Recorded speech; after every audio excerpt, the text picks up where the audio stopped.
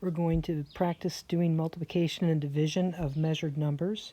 I want to remind you that whenever you're doing these calculation problems, be certain to write down the calculator answer first. Then go back and determine sig figs. And when you're rounding, be careful when you're rounding. Right. Multiplication and division of measured numbers, like addition subtraction, is determined by the worst measurement. However, the means by which the worst measurement is determined is different. For multiplication division, the worst measurement is the one with the fewest number of significant figures. Then you report the answer with the same number of sig figs as the worst measurement. So we have the calculator answer written down. This will get you 1 point on a quiz. So write down the calculator answer. Now we'll worry about the sig figs.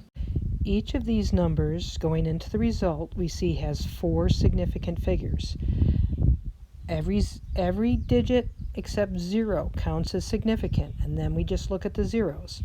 So there's 3 non-zero digits, and this is a captive 0. So this 0 counts as significant.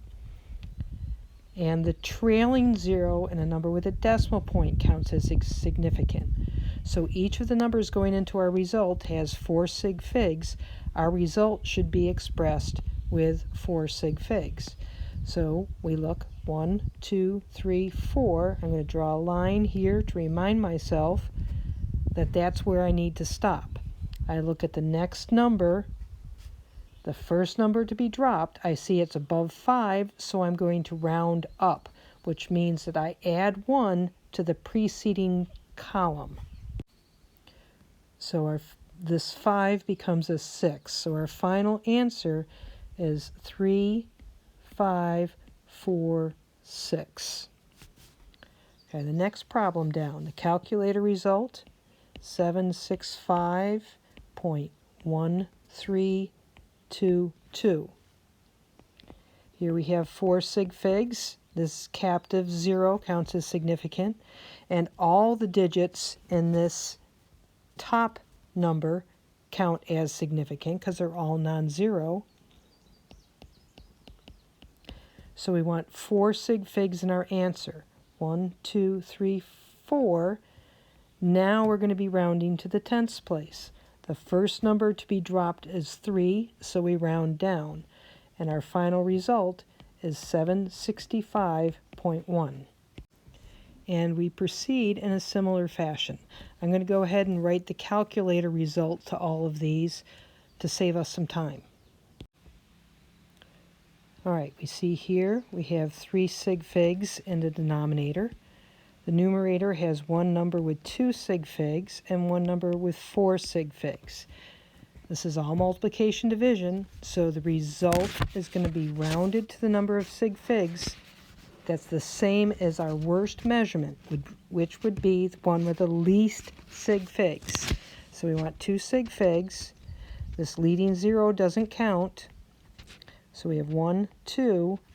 The first number to be dropped is 7, so we round up.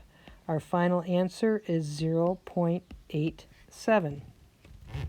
Here we have 2 leading zeros that do not count as significant, so these are 2 sig figs. 4 sig figs here because they're all non-zero numbers. We have 2 sig figs, 4 sig figs, so we have to use the least number of sig figs, 2. Our final answer should be expressed with 2 sig figs. Now remember, these leading zeros do not count as significant, so we start counting with the 4. 1, 2, draw the line. That 5 means that we're going to have to round up. We have to add 1 to the preceding column. So this is 0.043 as our final answer. Next problem down, 4 sig figs, 3 sig figs, 2 sig figs, and 3 sig figs. So the least number of sig figs is 2. We round our answer to 2 sig figs. Our final answer is 12.